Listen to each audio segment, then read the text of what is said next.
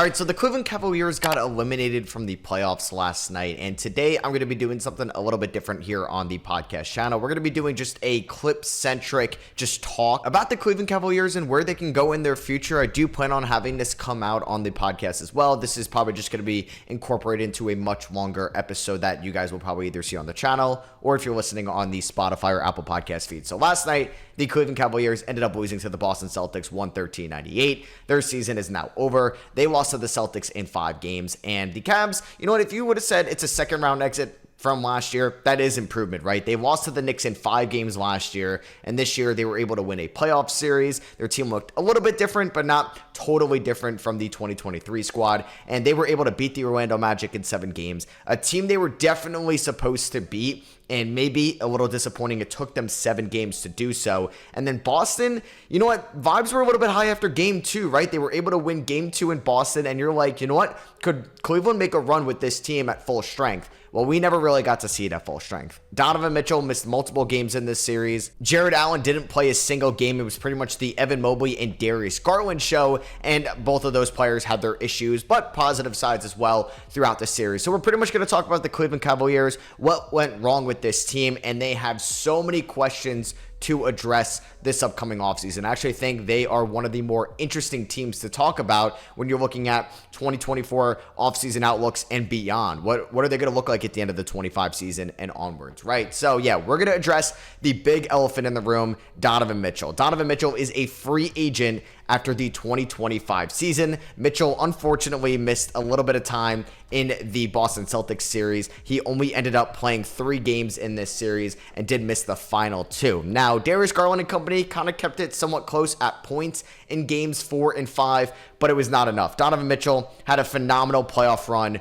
for Cleveland and honestly a very good 2-year stretch. The Cavs kind of shocked a lot of people when they ended up trading for Donovan Mitchell in the 22 offseason. Everybody kind of thought he was going to end up in New York. Cavs come in with a great offer, multiple first-round picks, Lauri Markkanen, Colin Sexton, Ochai Agbaji, the more recent lottery pick that they had in the 22 draft, and Utah's like, yeah, that's a way better deal than getting maybe RJ Barrett and picks from the New York Knicks. So the Cavs go in, and you're like, all right, well, these guys are on a kind of similar timeline. Evan Mobley, Jared Allen, a great young front court, and just the sky's the limit defensively with their potential together. And then you have Garland and Mitchell in the backcourt. You still had former 5th overall pick Isaac Okoro. They've recently traded for Caris LeVert. You're like, this team could actually maybe make some noise in the Eastern Conference over the next half decade, and it has definitely not gone to plan. The Cavs ended up losing, like I mentioned before, to the New York Knicks in the 2023 playoffs in 5 games. A lot of people predicted the Cavs to win that series. Jalen Brunson kind of carried that Knicks team, and obviously some company as well. More notably, Mitchell Robinson going at Evan Mobley and Jared Allen and outplaying them by himself. And I think that was the first time that we questioned the front court duo of Jared Allen and Evan Mobley. Would this work? Jared Allen at that time, better player than Evan Mobley, but Evan Mobley, a recent 3rd overall pick in the 21 draft, you're like, all right, this guy has immense potential if he could develop somewhat of offensive shot creation that we can't move Evan Mobley like ever, right? So they ended up losing to the New York Knicks in 5 games. This season, the Cavs, it honestly didn't start off that great. They were fine to start off the year, and then Darius Garland ended up getting hurt. Evan Mobley got hurt, and you're like, oh, this is the season of hell for the Cleveland Cavaliers. Could Donovan Mitchell get traded at the deadline? And then towards the end of December and throughout January, it wasn't against the greatest competition in the world, but the Cavs went on a fantastic run and were one of the best teams in the NBA looking at net rating, and Donovan Mitchell was carrying this team, and I had him top 5 in MVP voting at one point of the year. He was that good for this team, keeping them alive. JB Bickerstaff was not talked about in any of maybe could he get let go in the middle of the year, and they ended up not having the greatest end to the 2024 season. I mean, they ended up falling to the 4th seed, which they were fine with. They drew Orlando in round number 1, better than drawing like the Knicks or the 76ers for this team, because they definitely could have had a first round exit. But the biggest fish, Donovan Mitchell, what are they going to do with him this offseason? So Shams came out with the report after the loss to the Boston Celtics that they're ready to make him the highest paid player in franchise history. They want to give Donovan Mitchell the bag, and they would be silly not to. He's 27 years old. He's shown up in the playoffs for them, and he's shown up in the regular season, and he's stayed relatively healthy. It's not like Donovan Mitchell has had his injury concerns over the last couple of years. Like, he's been out there, and it's unfortunate he wasn't out there against the Celtics in round number 2. But if you get, I think, any hint that Donovan Mitchell wants to test free agency, you trade him. I think you absolutely trade him at the end of the offseason, kind of like the time period of when Damian Lillard was traded at the end of September. Because, yes, if you can get an extension done with Donovan Mitchell, you do that. And if that means trading Darius Garland, you do it. I don't care. Donovan Mitchell, I think, has a much higher ceiling than Darius Garland. And we're probably in Mitchell's ceiling. I don't think Garland ever hits this. It was a kind of a down year for Garland. Now, if you do not get an extension done by training camp, you trade Donovan Mitchell. You could not afford to give up all that you did for Donovan Mitchell to lose him in 2025 free agency. And then you might be like, Matt, you know what if they have a solid year next year? What if they maybe make a run and make it to the conference finals? You could re-sign him. I'm not taking that chance. Unless you win a championship, then you're probably okay with letting him walk.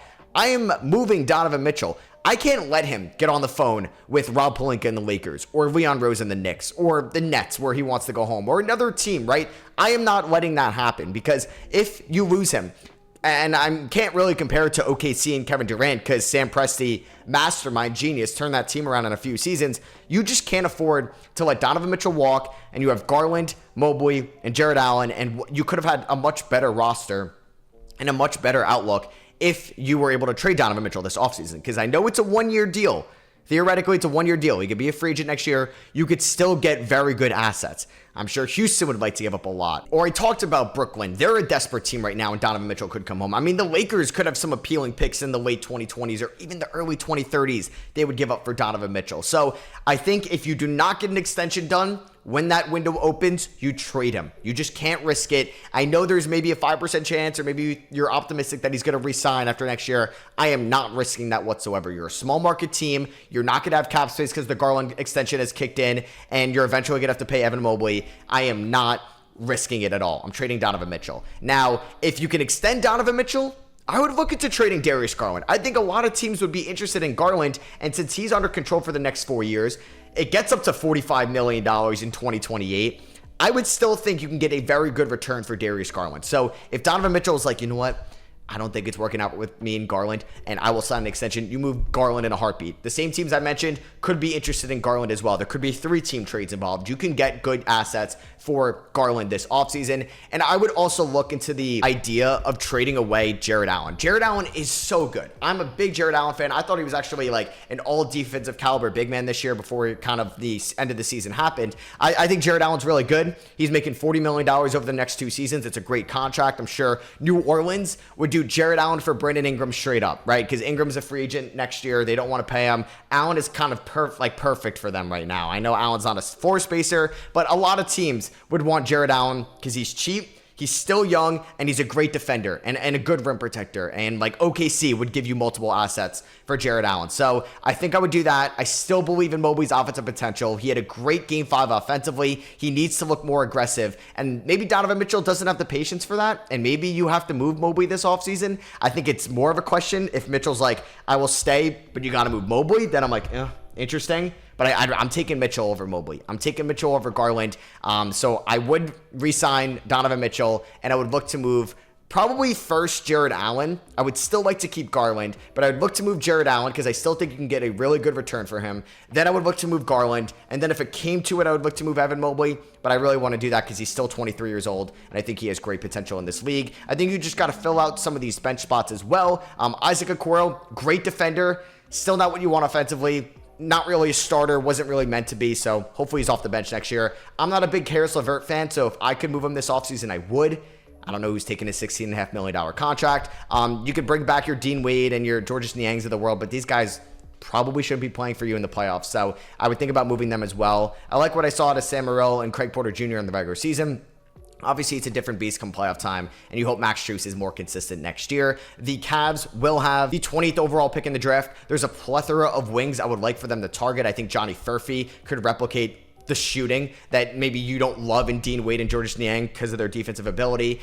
You could also look at Tristan Da Silva, who I'm a big fan of, going to Cleveland at 20, someone that could do a little bit of everything. Not an elite prospect, but could dribble, pass, shoot, and defend. You can look at Kevin McCullough as well. The trend with those guys, at least Da Silva and McCullough, they're a little bit older, but they can contribute for you right away. And if you're re-signing with Donovan Mitchell, or running this team back completely, these guys can help you in the playoffs next year, so I would look into that. And then obviously you can look to use JB Bickerstaff as the scapegoat. I wouldn't if you don't have to, but hey, I think it really all comes down to Donovan Mitchell, because Donovan Mitchell is your best player since LeBron. If Mitchell demands like Garland gets traded and Bickerstaff gets fired, I would do it. I think Mitchell, it would be a real bummer if he left Cleveland, given what they gave up for him. But if it comes down to it, like I said, priority number one is re-signing Mitchell, and then after that, you can kind of figure it out. If you need a new head coach, if you think about moving Garland or Allen, I just wouldn't move Mobley this offseason. But let me know what you guys think here on YouTube, what they should do in the comments below, and let me know if you guys kind of like these shorter episodes where I'm just kind of giving one specific topic, and we can do this for the teams that end up getting eliminated in round 2, and so on. So thank you all for watching. Catch you all on the next one.